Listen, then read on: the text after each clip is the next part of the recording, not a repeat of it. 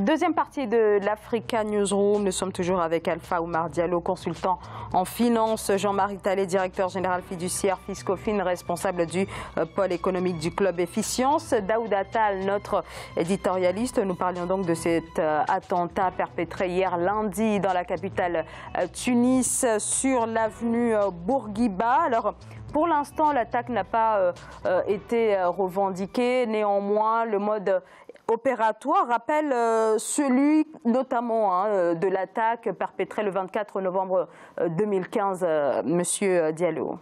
Oui, en fait, ce qui se passe en Tunisie, comme on le disait tout à l'heure, c'est très très dangereux et le fait de pouvoir assurer une sécurité correcte à l'ensemble des citoyens va être très très compliqué.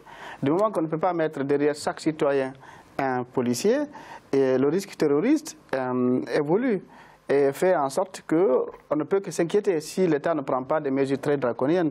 Donc une alchimie de plusieurs mesures, notamment sécuritaires, faire en sorte que les lieux sensibles soient, qu'il y ait des barrages filtrants aux heures de pointe et qu'il y ait des fouilles systématiques, de sorte que ceux qui veulent perpétrer ces attentats-là, qu'ils aient peur et que peut-être qu'ils aient d'autres cibles, mais pas vraiment des lieux symboliques comme l'avenue Bourguiba. Et aussi des mesures économiques, notamment faire en sorte que les gens puissent retrouver du travail, ceux qui ont des diplômes puissent retrouver du travail, ceux qui n'ont pas de formation puissent bénéficier de formations adéquates pour leur permettre de retrouver un travail. Et au niveau social, se sortir des pressions, des institutions financières internationales, et devenir indépendant, faire en sorte que les mesures qu'on prenne soient en adéquation avec les attentes de la population. Pas seulement être là pour faire plaisir aux institutions de Bretton Woods, mais faire, par exemple, comme en France, faire des salaires minimums, aider les gens qui sont en difficulté, cibler les populations qui sont les plus fragiles, les aider, les accompagner, de sorte que leurs conditions de vie s'améliorent et qu'ils ne soient pas livrés à des groupuscules terroristes qui les incitent à faire des attentats. Alors, en effet, peut-être la jeunesse, c'est un terreau important, favorable. Exactement, les personnes fragiles, qu'elles soient jeunes ou bien que ce soit des sexes féminins ou des personnes âgées. En fait, en général, c'est toute personne qui se dit « je n'ai plus rien à perdre ». Je n'ai plus rien à perdre. Voilà. Et malheureusement, il y a beaucoup de gens qui sont encore jeunes, comme cette jeune fille et beaucoup d'autres, qui ont beaucoup de choses à perdre. D'abord leur propre vie en premier et la vie des autres, mais en même temps le fait de mettre leur propre famille en difficulté. Donc qui se disent, alors moi j'ai étudié, alors je vais aller plus loin dans ce que je suis capable d'étudier, donc je comprends mieux la philosophie que les terroristes enseignent, et ainsi de suite. Et ce qui fait qu'en poussant plus loin la réflexion, elle devient plutôt négative, elle devient plutôt défavorable à leur propre égard. Et malheureusement, on se retrouve à avoir des gens qui perdent, entre guillemets, la tête, et on s'en sert plus favorablement, plus simplement, à souhait en tout cas, pour aller commettre des actes ignobles comme ce qu'on est en train de voir. Mais pour revenir à ce que vous disiez tout à l'heure, sécuriser tout le pays, c'est difficile parce que ça demande un coût, c'est des moyens énormes. Mais en plus des mesures que vous avez évoquées qui sont intéressantes, mais je trouve qu'il faut non seulement conscientiser la population, mais aussi surtout l'impliquer. Il faut l'impliquer et ça, il va donc de la bonne communication, de la communication. Et ben justement pour faire. Ouais. Oui, et donc de la communication qui implique chaque individu, et donc qui s'autosurveille. Et quand on a besoin d'avoir un État qui tient la route, un État qui va de l'avant, qu'on utilise à bon escient de l'argent qui est perçu sous forme d'endettement pour organiser, pour améliorer le niveau de vie de l'État. Et pour faire un lien avec ce que vous dites, justement, impliquer la population, c'est important. Je pense que c'est important de renforcer les renseignements intérieurs également. Parce que vraisemblablement, comme pour revenir sur votre question de tout à l'heure, vraisemblablement, cette personne n'a pas agi seule. Je crois. Naturellement. Voilà, naturellement. Parce que apparemment, bon, on n'a pas encore les tout derniers éléments de l'enquête, mais une perquisition a quand même été menée chez cette dame, cette jeune. Alors pour l'instant, il n'y a aucune arrestation. Voilà. Les résultats de l'enquête ne sont pas encore sortis. D'après ce qu'on a vu, ses parents ont quand même été interrogés par les autorités tunisiennes. Et un certain nombre d'éléments, dont le nom d'une personne dans une enveloppe, aurait été trouvé si cela se confirme chez cette dame. Donc je pense que les renseignements sont importants parce que vous parliez des attentats de 2015 que l'État islamique avait revendiqué, bien entendu. Donc c'est éviter cette radicalisation. Parce que je pense que chaque citoyen aime son pays à la base. Maintenant, entre les frustrations internes qui sont liées aux politiques publiques dont on a parlé ici, chômage, manque d'emploi, voilà, conditions de vie défavorisées, etc. Au-delà de ça, il faut développer les renseignements pour éviter que les groupes terroristes aient accès à cette population, parce que vous savez, il y a Internet, il faut le dire, il faut couper le lien probable qui peut se faire entre les populations frustrées et les réseaux de djihadistes. Notamment, l'État islamique avait bien revendiqué les attentats de 2015. Et c'est bien de dire que probablement, ils sont encore là et ils ont une force de frappe. Donc, un manque de renseignements sur ceux qui sont, en tout cas, qui peuvent potentiellement se radicaliser. D'autant plus qu'on sait qu'actuellement, il y a 3000 jeunes Tunisiens qui se trouvent dans les rangs de Daesh. Donc là aussi, le gouvernement manque de renseignements sur... Le premier élément le plus important, à mon avis, le plus fondamental, c'est les renseignements dans la lutte contre le terrorisme. Oui, complètement. Vous ne pouvez pas sécuriser tout un pays. Aucun pays africain et même au monde n'est suffisamment préparé pour faire face au terrorisme. Ça, c'est une réalité. Vous pouvez sécuriser, vous parliez tout à l'heure, M. Diallo, des hôtels qui sont sécurisés, etc. Mais même dans des hôtels, il peut se passer des choses. Vous savez, il suffit d'une faille, on ne le souhaite pas. Donc, le risque zéro n'existe pas. Et donc, c'est les renseignements qui permettent de déjouer à chaque fois. Ils vont tenter, et à la longue, vous déjouez un attentat, vous arrêtez les personnes, les enquêtes se suivent, ensuite on démantèle des réseaux, etc. etc. Mais se cantonner à un discours de la sorte que l'a fait le président Kaïd Essebsi, pour moi, ça vous a véritablement choqué, ce discours-là? Vraiment, pour moi, ça m'a surpris. Je ne dirais pas choqué, mais ça m'a surpris. Disons parce qu'en tant que chef d'État, quand vous faites un tel aveu, on croyait avoir éradiqué, mais il est là pour un chef d'État. Je crois que ça ne rassure pas les administrés. Oui, ça ne rassure pas beaucoup les administrés parce qu'on se dit, mais demain, qu'est-ce qui nous attend? Voilà. Mais alors, pour venir au niveau des renseignements, certes, il faut des renseignements plus poussés, mais il faut surtout que les résultats des enquêtes ou des conclusions des renseignements puissent servir à quelque chose, puissent être utilisés à bon escient. Et très souvent, on s'aperçoit que les renseignements font leurs travaux, mais les résultats, malheureusement, sont souvent rangés dans les placards, parce que ça ne correspond peut-être pas toujours aux objectifs de certains. Donc il y a déjà ce propre-là. Maintenant, pour venir sur le plan véritablement intérieur, il faudrait, en tout cas, c'est peut-être une vision, mais qu'on sorte du discours qui consiste à faire du sophisme permanent en Afrique. Ce qui est valable pour la Tunisie est valable pour la plupart de tous les pays d'Afrique. Il faut savoir que quand on est dans une situation délétère, dans une situation triste, économiquement, socialement, instable comme la plupart, et qu'on a des poches de terroristes un peu partout en Afrique, aucun pays africain n'est à l'abri. Absolument aucun. Donc à partir de ce moment, vous avez Boko Haram, vous avez Al-Qaïda, vous en avez partout, qui pilulent partout, mais personne ne peut venir dire qu'on croyait être à l'abri. Non, personne n'est à l'abri. Donc il faut une concertation aussi commune, une concertation de l'ensemble pour pouvoir lutter contre le phénomène, surtout qu'on a du mal à identifier véritablement le terroriste, le malfaisant. On a du mal à savoir exactement qui il est, d'où il est. Vous voyez, l'attentat s'est passé, on ne sait pas encore qui est la revendication. Après, on va brouiller les systèmes, on va nous brouiller un peu en termes d'information, et finalement, on ne saura pas exactement d'où ça vient. Elle n'a pas agi seule, il faudrait qu'on remonte tout pour savoir un peu partout. Et le mode opératoire, ce n'est pas simplement en Tunisie, ce n'est pas simplement parce qu'il a été en 2015. On a le même mode opératoire, Boko Haram fait exactement la même chose. On utilise des jeunes femmes, des jeunes enfants, fragiles.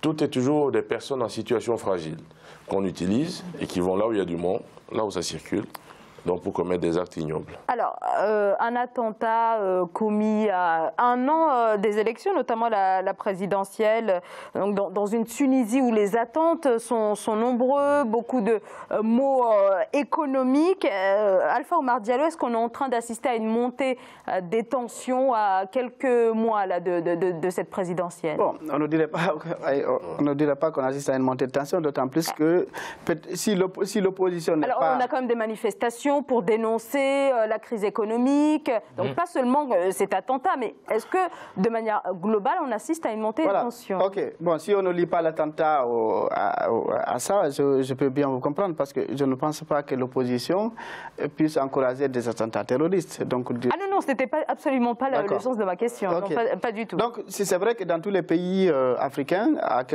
toujours à un an ou à quelques mois des élections, il y a toujours des tensions sociales. L'opposition essaye d'exploiter toutes les failles qu'elle puisse trouver au niveau de l'État. C'est-à-dire que s'il y a l'insécurité, bon, espérons-le que l'opposition ne va pas exploiter les attentats, mais elle peut dire que c'est une défaillance de l'État pour assurer la sécurité paisible des citoyens. Elle peut l'exploiter, elle peut se dire, ok, il y a le chômage qui monte, il y a les revendications des syndicats, il y a le fait que l'État n'arrive pas à faire en sorte que l'économie puisse s'améliorer, de sorte qu'il y ait des retombées économiques qui puissent aider le pays à bouger et qu'il y ait tous les trous qui sont fermés et qui font que la population souffre. Donc, à ce niveau-là, je pense que d'ici les élections, l'opposition ne restera pas les bras croisés et elle utilisera tous les moyens qu'elle a à son actif pour mettre en difficulté le pouvoir en place. Ce serait un peu triste que l'opposition surfe sur une situation comme celle-là. Ça a toujours été comme ça. Oui, mais il est clair qu'aujourd'hui, il n'y a pas la preuve, c'est qu'il n'y a pas un élan de solidarité nationale face à ce qui vient de se passer. C'est clair et net en Tunisie aujourd'hui. Vous avez les trois grandes composantes que ce soit Ennahda, Nida Tounes ou le front de gauche, en gros, ceux qui sont de gauche. Il n'y a pas un élan à la fois de solidarité pour dire nous sommes tous derrière le président de la République, nous sommes tous derrière le gouvernement, parce que ce qu'on vient de connaître, c'est quand même grave et ça nécessite la solidarité en face. Les réactions qu'on voit plus souvent, c'est des critiques sur l'état de la sécurité, sur les renseignements, des choses comme ça. Mais vous voyez, bon, dans des pays où ça se passe, vous avez parlé tout à l'heure du cas de la France, les attentats du Bataclan, il y avait bien les deux parlements réunis autour du président de la République pour dire on fait face. Et ce genre de choses, on ne le sent pas aujourd'hui parce qu'il y a un contexte d'élection en 2019. Et effectivement, chacun va essayer d'interpréter à sa manière, à son avantage, ce qui vient d'être fait, les actes de terrorisme. Et ça, c'est vraiment regrettable parce que ça ne va pas rassurer les touristes, parce que le tourisme, quand même, c'est important en Tunisie. Qui commençait d'ailleurs ces derniers mois à reprendre. Et ça ne va pas rassurer. Ça ne va pas rassurer les investisseurs non plus. Et d'ailleurs, il y a eu une dégradation par les agences de notation de la note de la Tunisie récemment. Ça prouve également que, bon, même s'il y a des efforts, il y a quand même des secteurs qui traînent. Donc, voilà, je pense que la Tunisie a tout pour réussir, pour finir sur cette note positive. Elle a vraiment tout pour réussir en termes de ressources humaines, de son paysage pour le tourisme, l'agriculture, etc. Sauf que ces hommes politiques ne sont pas unis pour un développement solidaire. Alors justement, le président, dans son discours, a reconnu ce manque d'unité et que finalement, peut-être durant tous ces mois de querelles finalement politiques, ils sont peut-être la classe politique de manière générale passée à côté de quelque chose. Et en tout cas, dans le discours du président Béji Caïd Essebsi, on a senti ce constat que lui-même a fait et que il a fini par appeler la classe politique à l'unité, Jean-Marie Talley. Il a l'obligation d'appeler la classe politique à l'unité. C'est du pays dont il est question et donc c'est des populations, de la population tunisienne dont il est question. Et il est le garant de l'unité de la nation, de la paix donc à l'intérieur du pays. Il ne peut pas faire autrement. Mais derrière, il faudrait quand même qu'il reconnaisse que probablement il y a eu des insuffisances. Et des insuffisances en matière peut-être de gestion sécuritaire de l'État. Mais cela n'empêche pas qu'on reconnaisse ici, parce qu'on n'a eu que des blessés, le professionnalisme des hommes de sécurité, de la police, de la sécurité civile pour éviter le pire, parce que ça aurait pu être pire. Bon, maintenant, il appartient donc au président de savoir comment déjà, d'abord de son camp politique et de son gouvernement, comment il organise la gestion de la chose publique et la gestion de la chose sécuritaire au niveau national, en préparation d'abord aux élections, et ensuite après les élections. Et que tous les politiciens autour soient quand même unis pour savoir que c'est de l'État dont il est question, et c'est des populations dont ils vont avoir la charge de gouverner demain dont il est question. Peut-être un dernier mot. Alpha Oumar Diallo. Ouais, moi je pense que le président n'a que ses yeux pour pleurer, il n'a qu'à assumer ses responsabilités. Il dirige l'État. Je pense que moi, quand j'ai interrogé certains gérants d'hôtels et de places, ils m'ont dit que la sécurité, au lieu qu'elle soit assurée par l'État, que c'est l'État qui leur a demandé d'assurer la sécurité de leurs propres hôtels et de leurs propres lieux de tourisme, en fait. Donc, du coup, il y a une faille au niveau des mesures qui ont été prises par l'État. Est-ce que malgré l'état d'urgence. Malgré l'état d'urgence. Mais il ne suffit pas de décréter l'état d'urgence. Est-ce que le nombre de fonctionnaires de police ont été augmentés? Est-ce que le budget de la police a augmenté? Est-ce que les services de renseignement ont été améliorés? C'est toutes ces questions-là qu'il faut se poser. Là-dessus, c'est le cas de noter quand même un déficit d'entente quand même entre le gouvernement et le président. Voilà. Parce que ça ne vous échappe pas que Youssef Chahed, le Premier ministre, bon, c'est pas la grande entente. Absolument. C'est le cas de dire. Sincèrement, moi j'ai beaucoup cherché, je me suis beaucoup renseigné auprès des compatriotes tunisiens. Il n'y a pas eu une hausse du nombre de fonctionnaires de police, il n'y a pas une hausse du budget du ministère de l'Intérieur, et il n'y a pas eu de mesures draconiennes ou de formation ou bien d'amélioration du service de renseignement qui ont été véritablement améliorés et performés ces derniers temps. Donc du coup, à ce niveau-là, c'est trop facile de dire qu'il faut une unité nationale. Il faut l'unité nationale. Mais sur la base de quoi? Est-ce que dans certaines mesures, pour améliorer les conditions de vie de la population, côté économique ou côté sécuritaire, l'État a véritablement associé l'opposition pour prendre des mesures qui sont au-dessus de la mêlée, qui ne sont pas des intérêts partisans? Il ne l'a pas fait. Non, donc, en fait, quand on parle d'unité nationale, c'est qu'il faut avoir une vision commune de ce qu'on veut de l'État. Mais associer l'opposition aussi. L'unité nationale. Il faut avoir une vision commune de ce qu'on souhaite et de ce qu'on veut de l'État, en intégrant tout le monde. Ça veut dire toutes les populations. Après, derrière, on peut avoir sa position, sa posture politique, son point de vue politique. On peut être.